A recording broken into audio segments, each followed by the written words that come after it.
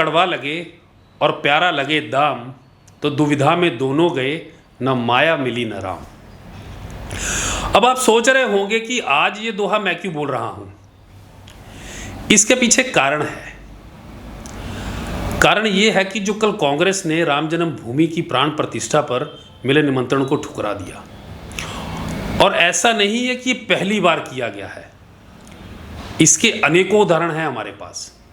जैसे हाल ही में G20 हुआ। पहली बार ऐसा हुआ कि दुनिया के सबसे शक्तिशाली 20 देशों के राष्ट्रीय अध्यक्ष भारत आए, जिनके लिए महामहिम द्वारा रखे गए भोज के कार्यक्रम में भी कांग्रेस ने बहिष्कार किया।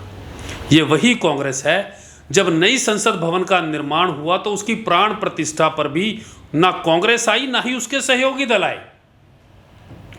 और तो और पूर्व राष्ट्रपति प्रणब मुखर्जी, जो इन्हीं की पार्टी के थे, उनके भारत रत्न समारोह का बहिष्कार कर दिया, क्योंकि ये नहीं चाहते थे कि इस देश में कोई भी बड़ा पुरस्कार गांधी परिवार से हटकर किसी और को दिया जाए।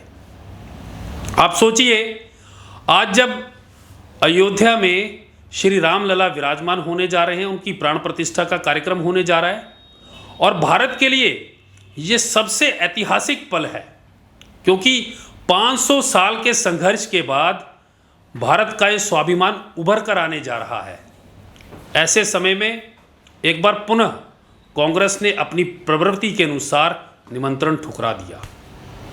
मित्रों, याद कीजिए, सोमनाथ मंदिर की प्राण प्रतिष्ठा के समय भी उस समय के प्रधानमंत्री जवाहरलाल नेहरू जी ने 24 अप्रैल 1951 को दिग्विजय सिंह, जो उस समय के सौराष्ट्र के प्रमुख थे, उनके निमंत्रण पर नेहरू जी ने क्या लिखा था। उन्होंने लिखा था कि इस समारोह के बारे में मैं अपने विचार साफ कर देना चाहता हूं।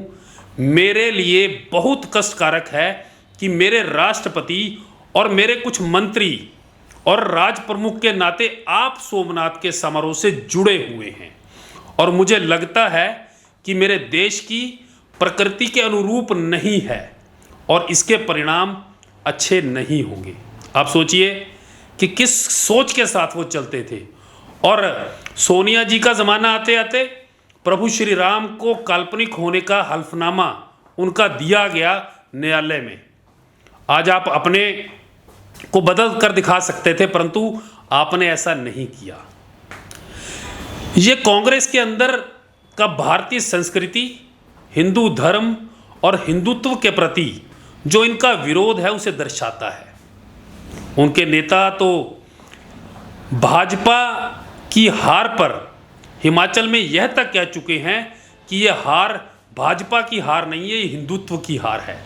और क्यों? क्योंकि चंद कट्टरपंथी वोटों के लालच में कांग्रेस और कांग्रेस गोत्र के सारे दल आज हाहाकार मचाने को तैयार हो चुके हैं। मैं हैरान होता हूं कि वामपंथी नेता सीताराम येचुरी और कांग्रेस नेता जिन्होंने न आने की चिट्ठी निकाली, जयराम रमेश, अरे तुम्हारे तो नाम के बीच में राम आता है, फिर भी तुम ऐसा काम कर रहे हो।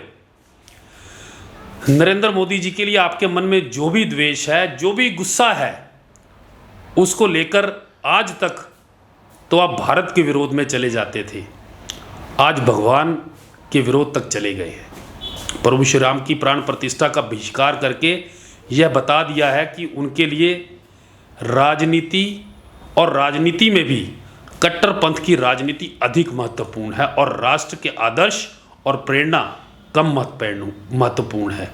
जय श्री राम।